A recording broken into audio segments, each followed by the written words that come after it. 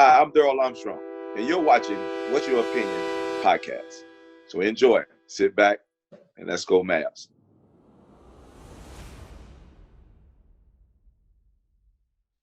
All right, welcome to the fourth episode of the What's Your Opinion podcast series. My name is Landon Buford, and I have former NBA veteran and current Dallas Mavericks assistant coach Darrell Armstrong on the line. How are you doing today, DA?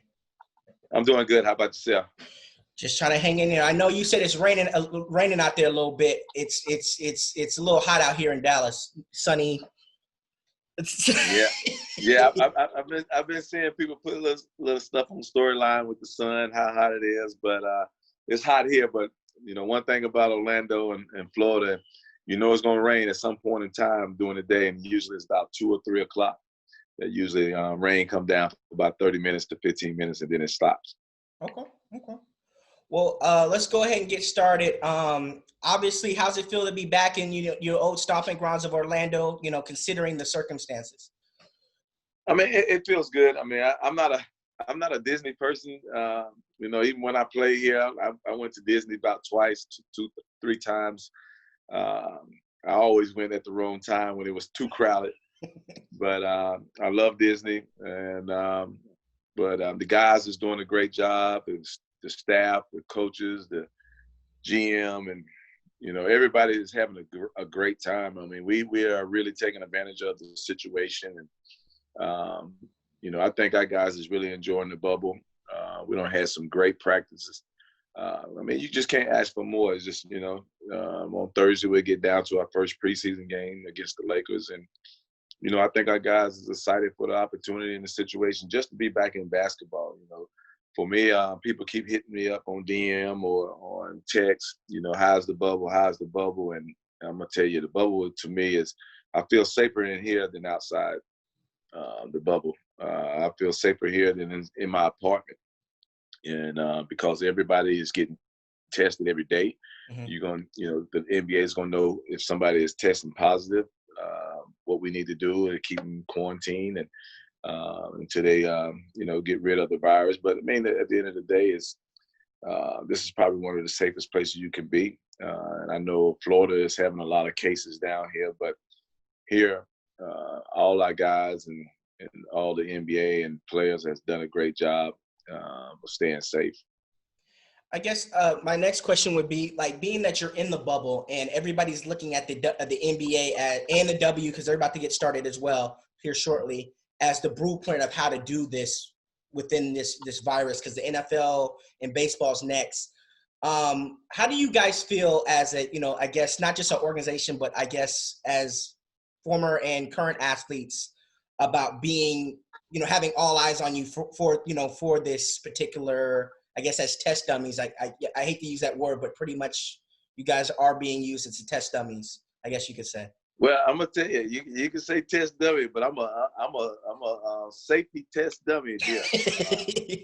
Because like I was saying, yesterday I heard that they had 11,500 cases yesterday just in Florida, and so if I'm a test dummy and I've been safe the whole time I've been here, let me be a test dummy. I'm not gonna lie to you, because at least I know I'm clean, I'm safe.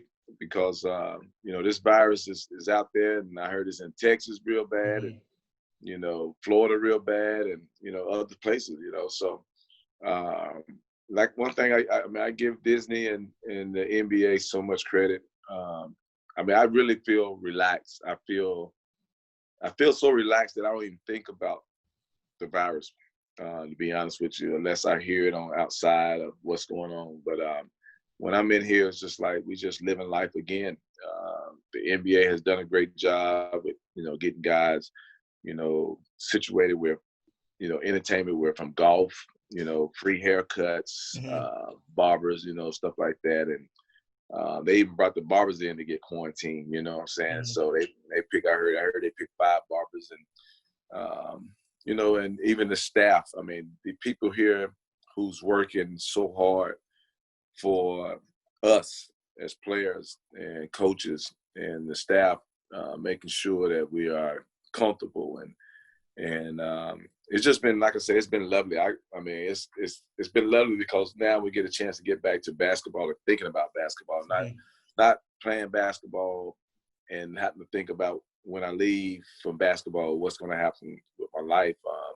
No, it's been great. It's been unbelievable. And, my hats goes off to these people who's, the frontline people who's working so hard to making sure that everything is taken care of here at Disney. And,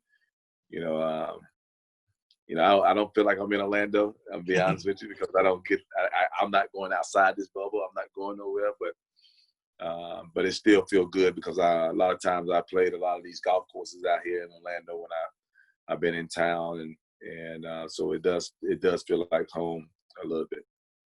I know that you guys have been able to practice there for a couple. Well, you guys have been practiced prior to you guys leaving to go to Orlando, but now that you guys have maybe 2-3 weeks in now, how's that combination between Luka and Porzingis looking?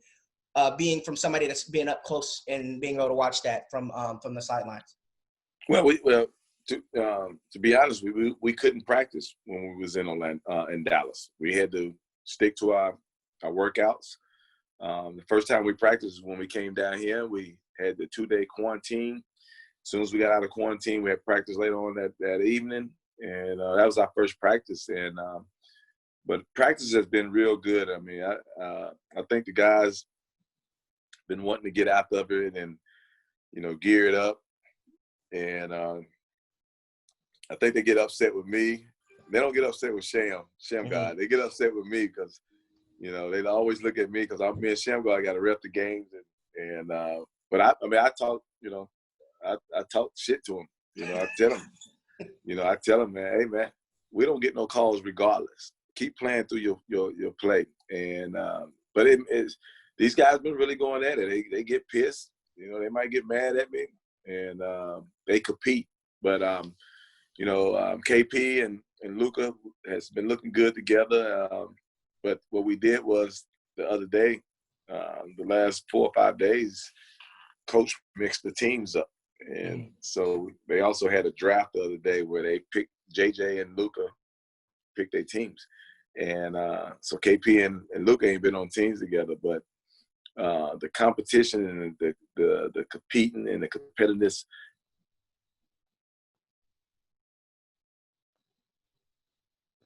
Sham God and said, yo, the practice has been fun, and practice has been the best that we have had. Rick has done a great job of getting these guys, him and the coaching staff have done a great job getting these guys, ready to compete. Because once we're in the gym, these guys going to be on the court with no fans. I had to play like that overseas my first year, so I know how it's going to be. I know what it is, but it's no different. You're just going to be in a uniform, no fans around, and once you get hit, or once you score your bucket, it's playing basketball, and but the practices has been unbelievable, great. I know the guys don't like me right now, but it's all right. I tell them, man, hey, y'all get mad at the real referee, so I'm only worried about me. So but it's been fun. It's been fun to see these guys get out of it. Like doing Finney Smith diving on the floor in practice, for a loose ball, just competing. It just shows what we try to do. And we're going to continue to enjoy it. And let's hope we can just continue to get better before we get up to July 31st and first game on ESPN against Houston. I know Dwight Howard said this on IG yesterday, that he wants to actually use he's going to use cardboard cutouts as fans and put them in the stands. I know Coach Carlisle said maybe about an hour ago that they're going to actually use people sitting at their computers as fans in the stands. How do you think that dynamic will add to, I guess, the crowd noise and things of that nature?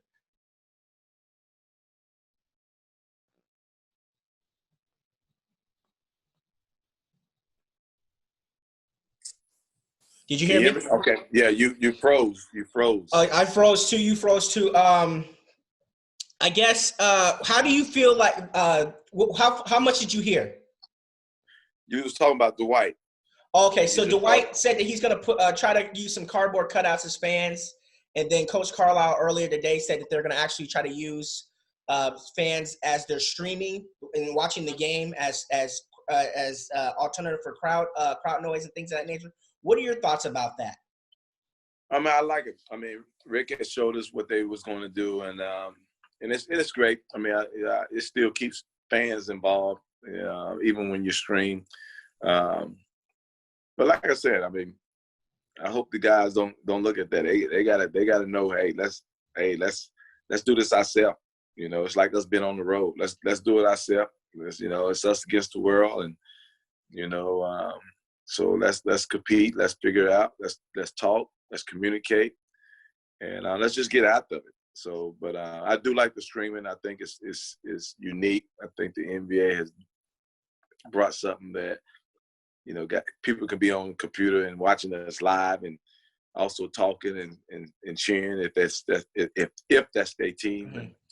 Mm-hmm. So I think it should be fun. It looked interesting. I'm not gonna lie. When Rick showed it, we was like, okay, all right, that's pretty cool. I know Michael Gilchrist just got done quarantining. Have you guys been able to see anything that, as far as, his game and how it can be brought into, the season going forward? Because I know he was traded in, and then he didn't get much playing time prior to the season being put on pause. Well, I mean, he's right now, since he got out of quarantine, I think yesterday, he's just basically been trying to, get some extra shots up at night, ride the bike. He's got to get his body back in shape. Mm-hmm. He hasn't practiced with us yet. But he's been, taking care of his situation of trying to get back in shape, riding the bike, or rather be on the treadmill, whatever it is. Our strength condition coach, Jeremy, has definitely tried to, bring him in easily, because it's been a long time since he's been in the gym. So you always want to make sure you bring him in right, and you don't just rush him in there, and then he'll go from there. I guess obviously KP, Luka are always the two that everybody pays attention to on the scouting board coming in. How important are some of the role players like Timmy, Seth, Maxey, Dodo, Dwight when he's healthy? I know he's out for the rest of the season, but how important when it's all clicking that those guys are able to do what they do to help you guys, win ball games down the stretch? Well, I mean, our role players is always going to be the key to the game. It's always going to be the difference in the game. KP and Luka is going to have, teams that's really paying attention to them. But, Timmy Hardaway, Dorian Finney-Smith, J.J. Barrera, Seth Curry, Jay Jackson, and the list just keep going on.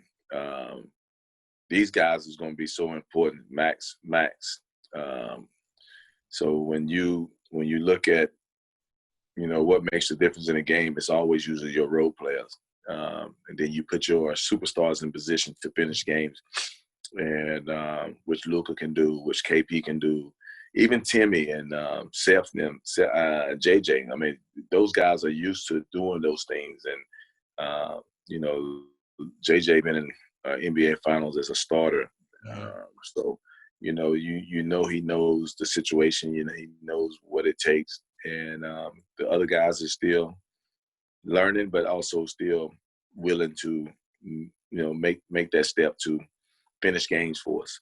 And so it'll be fun with our role players, because we have some good in-depth role players. I mean, we got some good guys that can come off and make a difference in the game. We don't seen Max do it before. We don't seen Dodo do it before. We don't seen Seth do it before. JJ, and we don't seen these guys do it.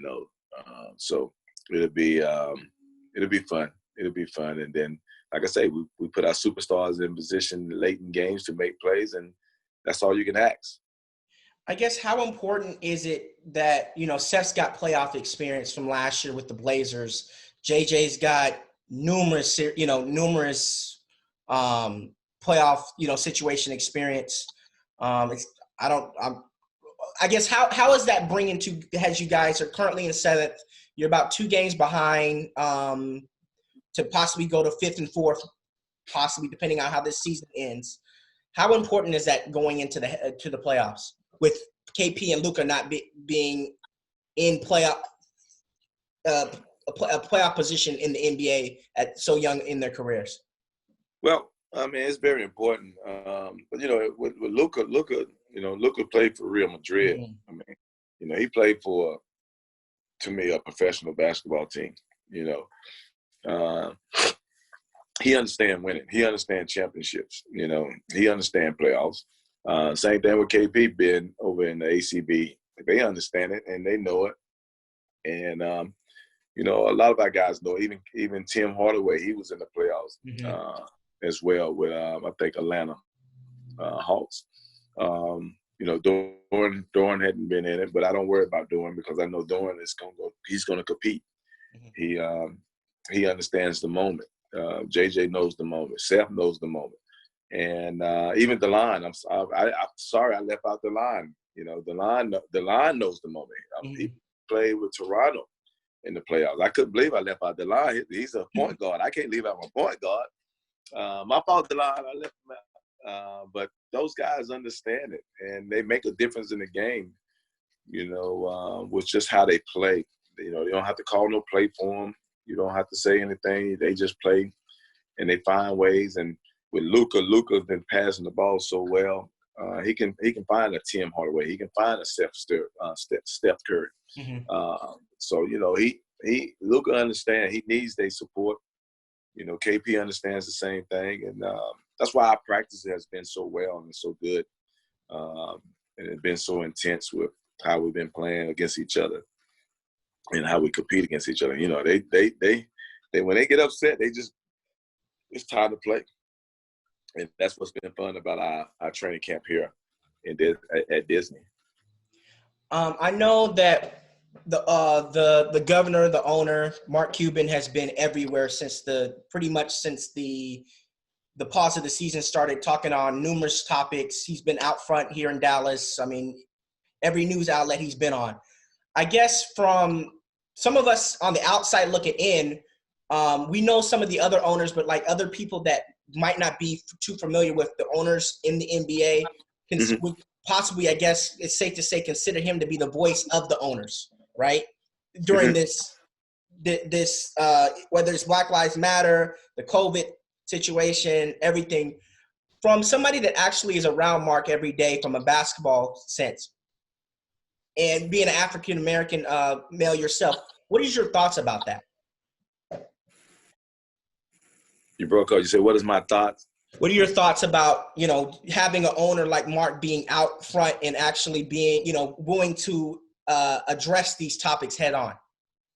Oh, man, I mean, it's the best. I had put up a post one time not too long ago where,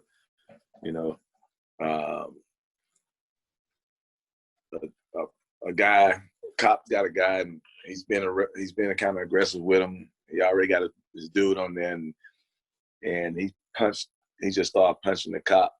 And, and I put something on it, and this is how I feel. And that's how I felt at the time. I'm not going to change my behavior or what I think. That's how I felt. I feel like that, and right away, Mark texted me and like, yeah, you all right? And I was like, man, I'm sick of this type of behavior from cops. But I took the post down. But you always appreciate an owner that's hands-on and watch and knows. And if something we post, he's right on it right away. And I just told him, I told him, I said, I thank him for what he has done with, the movement of the Black Lives Matter and, making these situations better for not only us, just our players, period, and the organization. And, he's just, I mean, he's always been hands-on. I mean, I feel bad for the guys now because when I played with the Mavs, the best thing for us was he always flew with us. Now he doesn't fly with us a lot. He doesn't fly really hardly with us. So it was always fun to have him there. And if you want to talk to him, you can talk to him on the plane. And, so I feel bad for our guys because I guess Shark Tank was doing so well. Shark Tank is doing so well that he had to fly in on games and stuff like that. But he never bothers me. He never. When he's on the sideline, he's going off. I mean, he's cheering for our guys. He's cheering for our team. He's cheering for the city. He's trying to bring, championships to the city. But he also, he's doing things that is in the community that he sees that's not right, and he's speaking up on it. And you like an owner like that. You fight for an owner like that. So I've been blessed to. When I got traded here, not knowing the situation in Dallas beside the Cowboys, but, other than the Cowboys, I mean, I love Dallas, Texas. I love everything that is represented, from our owner to our players, to our coaching staff, to our staff, period. Because everybody works so hard to make sure that this organization is up and running good, and that we're doing good things. I know we're not going to win a championship every year, but you always want to put yourself in a position to do that, and I really think our organization does that. And for me, it's been I've been here 13. It's my 13th year, 15 as a player. And it's just been lovely. It's been roses for me, and I always I tell people I always wake up in the morning ready to go to work. I know our guys be like, "Damn, DA, here you come loud, DA." I'm talking. I'm ready to go. Because I enjoy getting up and enjoy getting better and enjoy competing and enjoy being around the guys. And it's always been fun. And I think people and organizations are looking at our team here in the bubble, and they like, wow, these guys is really together. They really having a good time, and we really are. I mean, I told our psychology guy Don Costin, I said, DK, man, we are really enjoying this bubble. We're really taking advantage of the situation, and when the games start playing, I hope it continues to carry on, and it shows the unity and pride and character of this organization, because we are definitely have done great things, and let's just continue to do what we got to do and make this thing happen. I know, Mark, you said that you made the transition, which, you've been there for 15 here in Dallas, 15 years between a player and coach. Can you, I guess a lot of this, I mean, the things that Mark does for his players, former players, don't actually get talked about enough. But can you describe that experience, being able to, go directly from, your playing days and still be around today, 15 years later, because of Mark? Well, I mean, when I first got traded here, that's my first time ever been traded after 11 years, I think 10 years in my 11th year into the season. And when I first got traded here, man, I didn't know nothing. I was like stung a little bit, but also happy because I was going into a better situation because New Orleans, we was 1-13, and Dallas was doing well, and I also was going to get my bonus in my contract. But seriously, Dallas had a great team, and I was able to, for the first time, I take pride in it.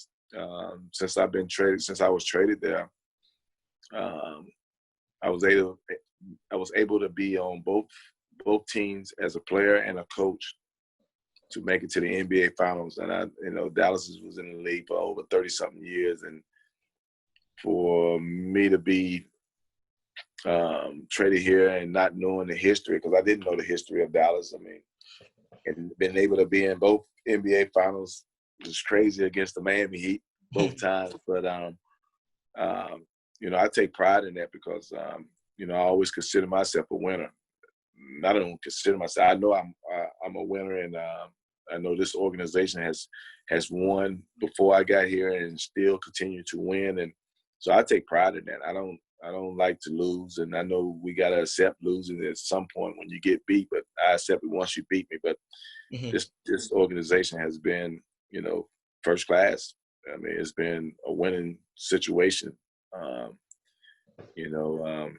Sometimes we get overshadowed by the Cowboys because I understand that, they got 5 championships and, their football is more probably bigger than, basketball right now in Dallas. But, with Luka and Dirk, and especially Dirk, the things he's done to keep the Mavs on top, when football season over with, people is always came by and want to see Dirk and want to see the Mavs play. And now we got Luka and KP now.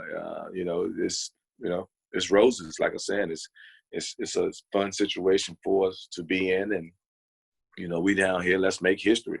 I look at it, let's make history, because this is going to be a memorable time and moment in life as we pass where we at right now in the bubble. This has never happened. We don't have lockouts, twice, 50-game season twice. But this right here, to start a season, stop the season because of virus, and 3 or 4 months later to start it back up. This is some history stuff, right? And so what better way to make history is to win it all. So you agree with Dwight when he said there's no asterisks on this season? It's never. Okay. It's never. Everybody want to. I blame it on the media. Yeah. ESPN, CNN, whatever, NBA TV. I blame it on the media because every team, no matter what, still got to play. Now, every team ain't playing here because most of those teams, 8 to 11 teams, whatever it is left, is not in playoff contention. And some of them has already been out of the playoffs. So all of them is out of the playoffs. So they weren't going to be in it regardless. So these are the guys who got a chance to be in it. These are the teams who got a chance to be in it. And no, there's no extras. I mean, at the end of the day, you got to – every team going to have a chance to play against each other. Mostly every team. But every team going to play. So there's no excuse. You're either going to go out there and compete or you're just going to lay down. And whoever wins it, they're the champions. And that's why I say it's going to be a unique history telling in the future of, you remember the restart of the season? You remember the bubble? It could be 20 years down the line. You remember the bubble? And a lot of guys won't even remember it, especially young guys who's in the NBA. I don't remember that. I was a little kid. I was 5. I was 4. But how special this moment is. And like I said, the NBA and Disney has done a great job, because I know at first they were talking about doing Disney and Vegas, but which makes sense. Disney is so much basketball down here, 3 arenas. When I played here, it was only 1 arena. We did our training camp one year when we had Chuck Daly here. And then when they had that 1 arena right there. But when my son 2 years ago played AAU, I've never been back on Disney property in a long time, unless I played golf, and it wasn't at the Wild Worlds of Sport. But when I came and watched him play AAU, I was like, wow, they got 2 more arenas added on, and they big arenas. I mean, they got floors everywhere. So, Disney is probably the perfect spot for it. I mean, I know a lot of stuff going on outside of this bubble here in Orlando, with a lot of cases with, the coronavirus and things like that. But inside this bubble, like I said, the NBA and Disney has taken care of us, and thank God for that. And thank God that we can get back to basketball and sports, because fans and people around the world need the sports. Need sports. I don't care if it's baseball. I don't care if it's football. I don't care if it's basketball, soccer.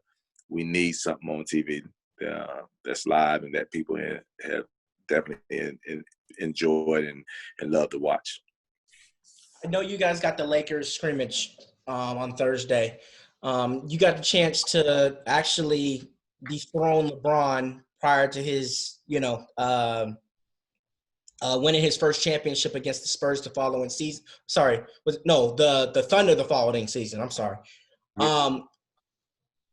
Being somebody that was basically at the beginning of where he was trying to figure out how great he could be, right?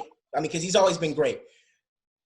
How do you think LeBron has changed from that moment when you guys basically the confetti was coming down on their home court and basically sent them home after all the antics that were going, them making fun of Dirk. How has he changed, and how do you think that you guys actually pushed him to that next level? Kind of like what the Pistons did with MJ in the early '90s. No, don't use MJ with that. Please don't. LeBron left his throne in Cleveland to join two All-Stars.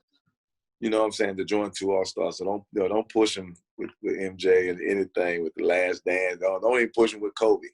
I got you. Know what I'm saying? We're doing this for the fans. I know we're doing this for the fans, though. Yeah, you do it for the fans. I'm gonna tell the fans because some of them is LeBron fans, and that's all right, But yeah, I looked at what Dwayne Wade said. I mean, T.I. used the king. When you use you being the king, you the king. He wasn't the king to me when he went down to Miami.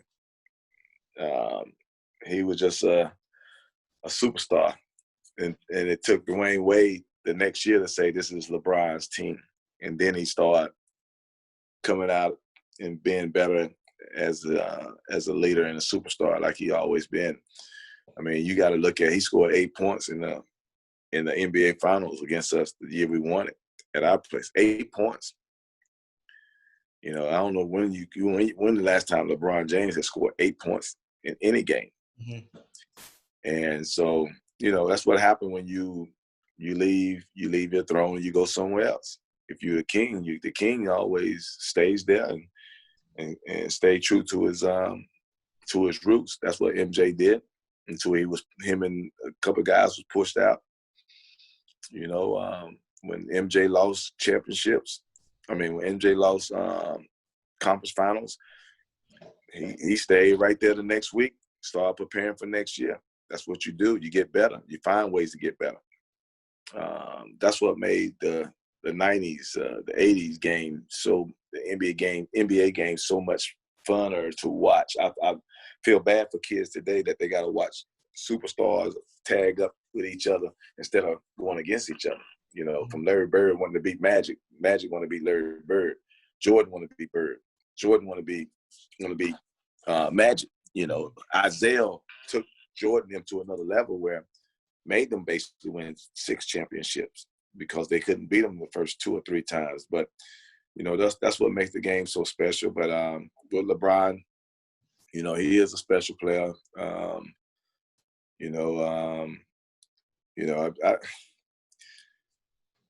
me, I don't believe in running. I believe in if I'm someone that's a superstar, I'm gonna bring my city a championship. You're gonna have to come to me. Somebody have to come to me. I'm gonna find better talent. If I don't have the talent that I want. So teaming up with these superstars, I'm not on it. They can have I like what Steph Curry did, Klay Thompson. They built it. They got put on the team. They built it. You know what I'm saying? Draymond Green, nobody didn't draft him early, and he somehow getting hooked on to them. Mm-hmm. So for me, that's how you do it. I'm not a big fan. I'm not a big fan of guys doing jerseys and shit like that. I'm just not a big fan of that. I want to kick your ass. I ain't gonna lie to you. I don't. And when you kick my ass, I don't want to shake your hand at the end of the game. I don't want to hug you. I don't want to do nothing. I'll see you the next time. And that's me. I'm not a big LeBron fan on shit like that. I know you played in Orlando for a while. I want to switch a little gears because I know you played with Shaq when he left. Dwight ended up getting traded as well, right? What is it that, and I don't want you to go too deep into it, but what is it that where Orlando couldn't just keep their cores together? You know what I mean? Like, because Dwight helped you guys lead to the finals. You guys went with Shaq. What is it about Orlando that can't, keep their stars? Because, I mean, obviously, if Shaq would have stayed, we probably wouldn't have all those championships in LA. Well, I mean, Shaq was a free agent, Shaq was a free agent. He didn't get traded there. When he went to the Olympics, he didn't even let Penny know. What I found out, he didn't let Penny know. Penny found out when he was at the Olympics, when he announced it. But I mean, Shaq wanted to do movies. I mean, what better place? Shaq want to do. Look what Shaq doing today. That's what he wants to do. And he wants to win a championship. But look what he's doing right now. He is headlining commercials. I mean, left, right, insurance, pizza. I mean, icy hot. I mean, he's all over the map. The map in TV, and that's what he wanted to do, and he's done it. Also with winning championships. He won 5. So did it work out for Shaq? Yeah. Are we pissed in Orlando? Was I pissed? I wasn't pissed because I wasn't playing at that time. I just like looking at it like, okay, we just lost Shaquille O'Neal. That's a big part of our team. Now, Penny was pissed. I know Nick probably was pissed. Dennis Scott probably knew what was going on because him and Shaq was like that. But losing a guy like Shaquille O'Neal, you lose a personality in the locker room, you lose a personality on the floor, and you lose a dominant big man that you can't find every day in this game. So we did lose a lot. Put a lot of pressure on Penny. We still made the playoffs, but at the end of the day, we didn't have that dominant force in that middle, especially when you got guys. You got a Penny Hardaway who's a dominant force outside, and we got shooters from Nick Anderson and Dennis Scott. Other guys who can play, and we lost a lot losing him, and when it showed, and then once they got Dwight. And they went right back to the championship, but I wasn't on the team at that time. And then whatever happened with Dwight and the organization, he leaves and go. I almost basically like follow Shaq's shoes. I mean, but he wasn't Shaq. You know what I'm saying? He wasn't healthy when the Lakers got him too. People forget that too. I don't give a damn. He wasn't Shaq. He ain't Shaq. But he could dominate. But at the end of the day, Shaq went in when Kobe was still being developed, and Shaq was dominant at that time. Dwight came in when it was Kobe team. And Kobe had won already championships. Dwight wasn't even number 1, number 2, number 3 option probably on their team.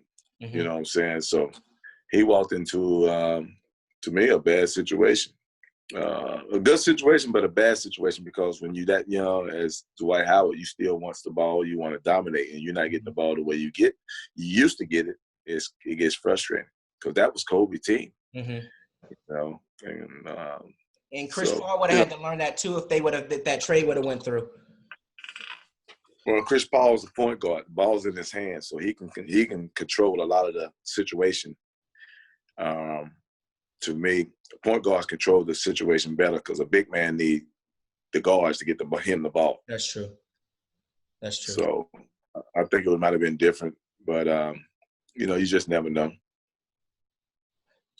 I know. I mean, people talk about Penny all the time, but do you think that obviously, if he could have kept playing, he was on his way possibly to be a Hall of Famer? Would you agree with that? If he'd have stayed healthy, and he could have continued to play some more, yeah, I mean, he would have been a Hall of Famer. I still think he's a Hall of Famer. I mean, he's been All-Star how many times? 4 or 5. I would have to look it up for exact number, but I think it's about 4 or 5. Yeah. Yeah, I mean, he's been first team. I mean, the boy was magical. So, took the, had a chance to take Orlando to the NBA Finals for the first time, and I mean, he's a Hall of Famer to me. I'm sorry. I mean, people judge you on championships. People judge you on this, but he got injured early, and even with Grant Hill been the Hall of Fame. Grant's never been to the NBA Finals. But he was a beast, pre-injury. You know what I mean? Like he was. They donned him the next MJ. I mean, he missed time with us, because of his ankle, but he still continued to play. But he played in a role player. At the end, later in his career, after he got his ankle together, but he still was a Hall of Famer. I mean, I really think Penny Hardaway is a Hall of Famer. People can, people are always gonna judge it on whatever, but Grant wasn't the same player when he finished his career. After he left Detroit, he wasn't the same player, and that due to his ankle. Mm-hmm. But he adjusted and continued to play more years. Penny just didn't play more years. Right. And so I think people looked at it like that. But he's Penny was special. I mean, I feel bad for him that he had to go through that injury with the knee, get kneed in the back of the leg, and but he knew how to play the game. Oh my God, he knew how to play the game. He could play the game. He could play the game with the best. Even like I look at Byron Davis as a Hall of Famer. Baron Davis, I look at him as a Hall of Famer. But he had a bad knee injury in New York and never got back to where he was at. But he was something special. I mean, so it is what it is. I mean, maybe one day these guys later on down the line, when they get older, they'll be recognized as a Hall of Famer. How much damage if Tim Duncan? People say that you've said this in the past. Duncan wasn't coming, but if you guys were able to land him, how much damage do you think with T-Mac, a healthy Grant Hill, Tim Duncan, and yourself and whoever else was on that team would have done in the East? I'm not even gonna talk about the Tim Duncan thing because he be honest with you, he wasn't coming. They could say he was gonna come. He wasn't coming. But I will talk about the Grant Hill. If Grant Hill was healthy, even I'm gonna tell you what was crazy was Ben Wallace was really wanting to stay with Orlando. They just didn't give him the money that he wanted, and he couldn't turn down that money. And I told him, dog, you can't turn down 28, 30 million. Right. You can't turn that down. When he told me what was going on and, the situation, and I told him, I said, hey, big fella, I say, is anybody else offering you anything? He's like, Orlando offered me this. And I said, did anybody else offer you anything? He was like, yeah, Detroit. I said, what they offer you? He's like, 28, 30, full. I said, I'm going to miss you, big fella. I'm gonna miss you. You can't. I said you can't turn that down, man. You can't turn that down. And the best thing that happened was he went over there and he became Ben Wallace. He became Ben Wallace with us that 1 year, and then he went over there and became Big Ben. Yeah. And four NBA Defensive Player of the Year, first team, second team, whatever. All-Star 2 or 3 times. I mean, come on. Yeah, and a championship. You know what I mean? He might not have won that championship. From what you're saying, he might not have won that. Yeah, and I didn't know he can play like that. I knew he could play. I didn't know he could play like that until we got him. And I had him and Bo Outlaw. Man, that was some special stuff. You guys had some monsters. Oh my God! And but if we would have had Grant Hill, a healthy Grant Hill, yeah, we would have done even more better, and we probably could have made a lot of more noise. Because T-Mac and Grant Hill could do it. We just missed that next superstar. I'm a tough role player. I'm a hard-nosed role player. I can get the job done, but I'm not going – the way I play and my style of play, I'm not going to score you 25 to 30 points every night because how hard I play both ends of the floor. But we needed that second throttle superstar.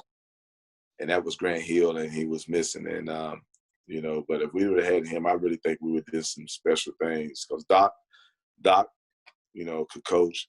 You know, he had a good coaching staff. We had a good team with role players. We missed that second superstar, and that was Grant Hill. I think, I mean, you played in the 90s. Everybody says MJ didn't have any competition as far as I don't say this, but a lot of people say he didn't have any competition at the shooting guard position, pretty much. I feel that Reggie was underrated in that era. What are your thoughts? Because you had to play against Reggie. I mean, you've had to deal with, you know, him coming off of screens and things of that nature and lighten up the building. People always point towards New York. That's what made him – they say that's what really made him a Hall of Famer. But somebody that actually played against these guys in that era, what are your thoughts about that?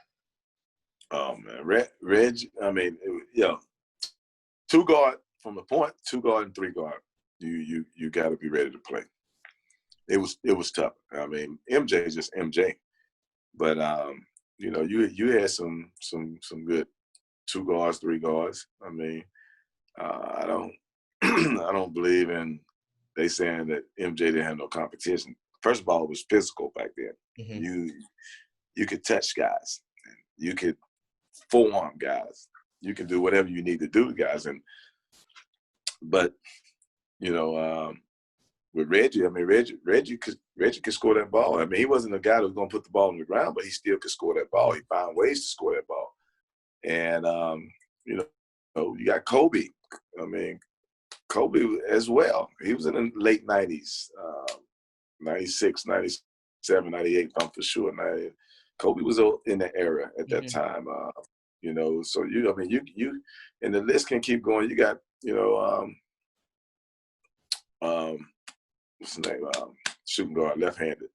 You got Clyde Drexler in that era. You got 5, but you got lefty. Starks as well. You got Indiana lefty as well at the 3 guard. Mullen. I mean, the league has some good 2 guards and 3 guards in the league. I mean, Jordan's just, you know, you got to give it to him. He was more superior, and he knew how, and he found ways to dominate the game, especially when you got a Scottie Pippen that's right beside you. But you know, it was a fun era at that time. I mean, Jordan, like I'm saying, I mean, I guarded Reggie, even when late in games sometimes. But when Doc used to start me on him, and all I would do is just chase him, especially when we had T-Mac. We needed him to score. I would be the one to chase him. We'll put somebody else on the point guard, and then I just chase Reggie Miller. And as soon as he catch it, I'll be right in his chest, face right in his stomach, face right in his chest, just, you know, making sure he don't put it on the floor. He got to give it up. But if he get a chance to catch and shoot, you know, that can be trouble. So I guarded him pretty good. I mean, me holding him to 15 to 16 points was good, you know, because I know he can go off at any moment at any time. But I just use my energy and I use my speed. And Doc used to always start me on him a lot late in my career with Orlando. He used to just put me on him and let me just chase him. And he was fun to guard, and he was tough to guard because you got to stay connected to him. Because when he come off that screen, you had them Davis boys hitting you with illegal screens or whatever. And Reggie catching and shooting. Oh, man. But Reggie was special. Reggie always loved to play against Jordan. And that was fun to watch because they used to go at each other. But they respected each other. But they used to go at each other. They got in a fight with each other. I mean, you know, it just showed you that the competitiveness in Reggie. Reggie knew he was the best. The whole league knew he was the best. But none of them guys, John Starks, none of those guys, you know, was intimidated by him. They looked toward him as, you know, hey, this is the opportunity to show the world that I can play with this man. And that's what they did. I got a couple more questions for you. You, like you said earlier, you got the chance to play under Chuck Daly. What is his coaching style compared to Rick's? I think is Rick the longest coach you've been around, you know, post your time in Orlando, as far as I can think of off the top of my head? Being with Rick is the longest I've been with any team or any coach.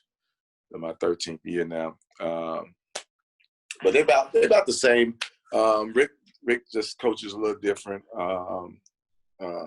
One thing about Chuck, if you're out there playing, Chuck used to keep me in the game and just let me go. If you're out there playing, he's going to keep you in the game. He's going to keep you going if you're doing well. But they basically almost about the same. That's one thing I noticed about him. And Rick was under him. Excuse me, Rick coached under Chuck. And okay. So, you can see similarity to both of them. And but they both winning coaches. They both been championship coaches, and that's all that matters. Were you in Indiana where Larry was still around? I know he might have been in the front office, but was he coaching at the time when you were there? No, he was in the front office. Rick was the coach. Okay. Yeah, I was there for 1 year. I did that sign and trade with the Mavs for Anthony Johnson, and I played that 1 year with Indiana after we got, that was the year after we got beat in the finals. You've been around everybody. You played against everybody. Within the last 30 years, what do you think Luka's potential could be? Obviously, people are saying he could surpass Dirk, but do you think at some point he could be the icon in Dallas that, basically like we've never seen possible as far as, where Dirk is right now? Well, he'll be an MVP. And he could be two-time MVP. But he's going to be an MVP in this league. He just knows how to play the game. He knows how to control the game. One thing he's doing right now for our team down here is he's passing the hell out of that ball. And one thing when you do that, guys know that you're going to pass the ball, and they find ways to get open because they know Luka sees them. Luka know where they at, and Luka get the ball to him. So he would be MVP once or twice, no doubt, in this league. And it could be more than that. You just never know, because you don't know what's coming in through this league. But he has that type of game. He has that personality to be that type. Just, for him, just stay healthy and, continue to do what he's doing. And he enjoys the game. He enjoys his teammates. Guys enjoy playing with him and, even hanging out with him. He's fun. So he will be MVP in this league one day. I don't know if I'll be here, but it'll be fun to see it because he has that type of personality that he's just fun to be around. He loves to work. When it comes to after practice, he's going to get his shots up. He reminds me of Dirk. Dirk's going to get his shots up.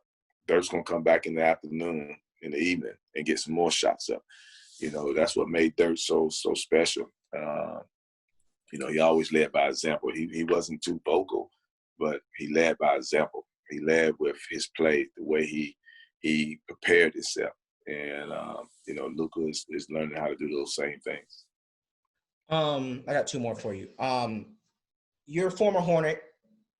Anthony Davis played in New Orleans. Here goes Shaq. On commercial. We just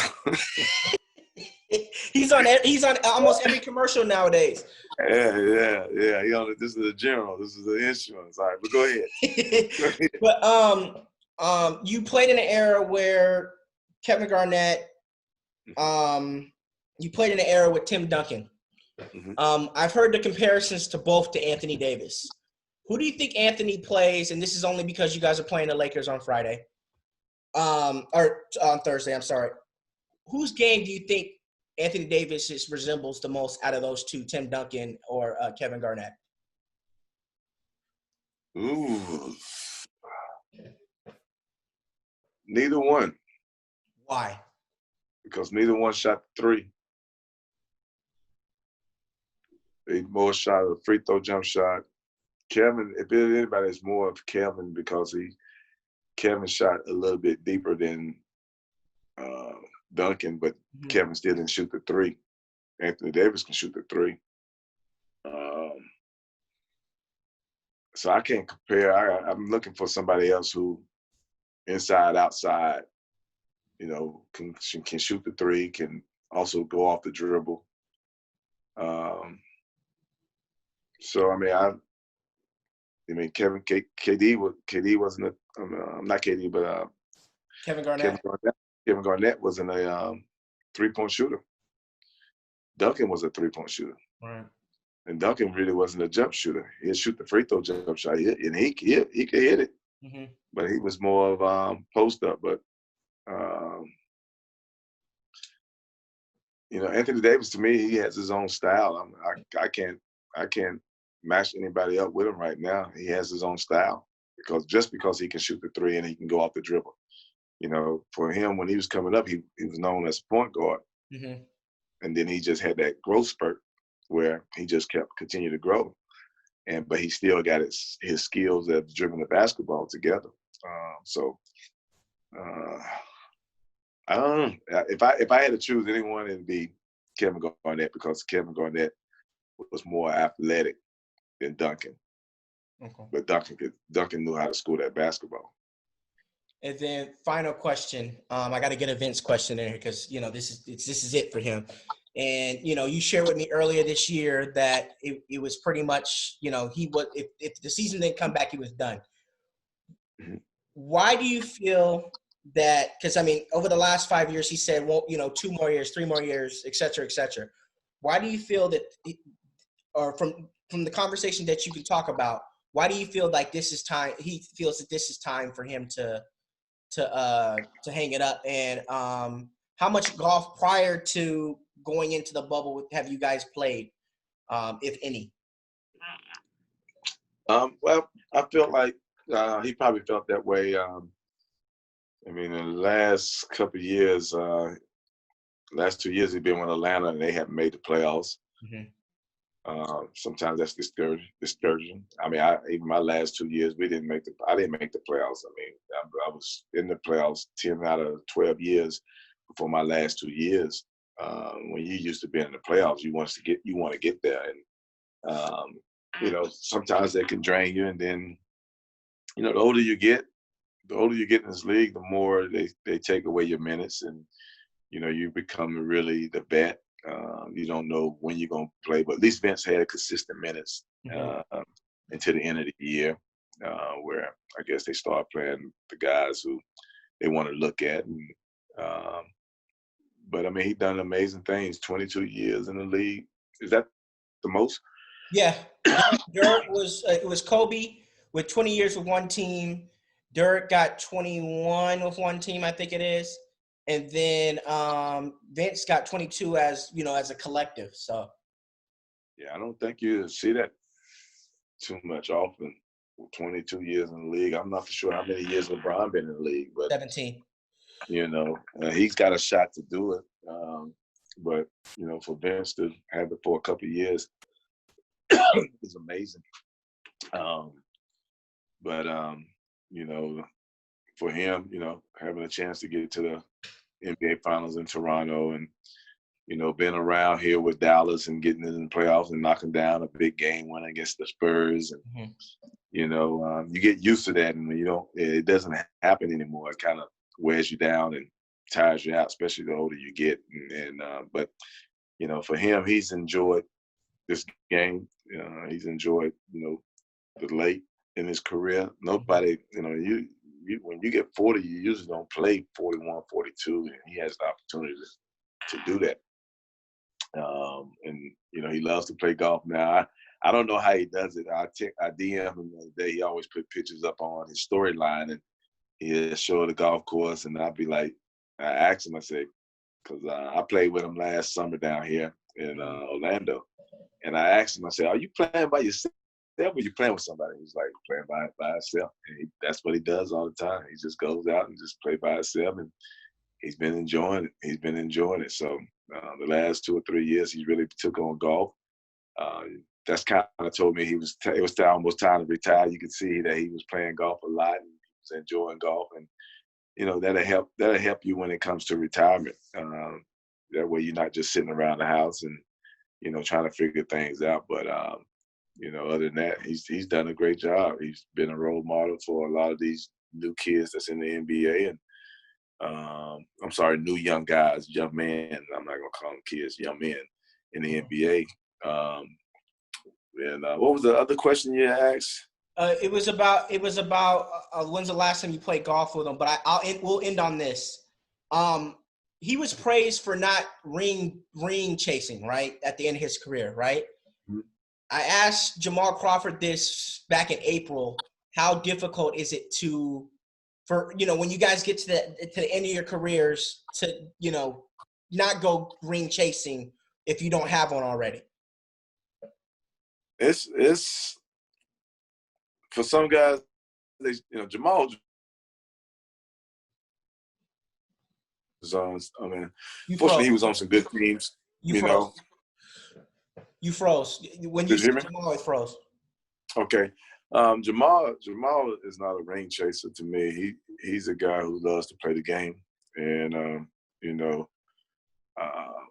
he's been on some good teams that made the playoffs and things like that. And the last couple of years he's been on teams that's hasn't. But for him and Vince, they kind of just remind me they enjoy the game, they enjoy the moment, and they just play basketball. Whatever happened. If it's going to happen, it's going to happen. But if that ring don't come, it's not going to come. I don't care how much you chase it. But those two are some of our most talented scorers in the league. They have done some amazing things when it comes to putting that ball in the basket. And look at Jamal last year. He almost ruined Dirk's. He almost ruined Dirk fairway. But 50 points, has been his last game, and he's going to play with New Jersey in the bubble. In the bubble, yep. But I had a chance to see him. Since he's been here, he just looked like he's still in shape and he's still ready to go. That's just his build, and he loves. Like I say, he loves to play the game. For Vince, he loves to play the game, and they always enjoy the game. They're always entertainers, entertain the crowd, and they always brought their game every night. I'll leave on this. I know Scoop just talked to Jamal and said, when he right after he signed and made it official, he was like, Jamal was like, he's a candidate. Basically he couldn't say this publicly until it was official, but he was saying he was, he's like a kid in the candy store. He was ready to go. Obviously sitting out pretty much a year. So he was really, really excited to get down there and just play, just hoop again. So yeah, and I can believe that, and that's why I say I understand. He's going to do well when he get in the bubble. He's going to play well for New Jersey. You say New Jersey, Brooklyn. yeah, I keep saying New Jersey because I played for New Jersey, Brooklyn, New Jersey, whatever you want to call them. They Brooklyn. Let me get their name right. No disrespect to Brooklyn, so yeah, he's going to play well. I already know he's going to compete. And he's going to put that ball in the hole. And they already in the 7th spot, so it's an opportunity for him to once again not only play, but hopefully get them into the playoffs where they should be.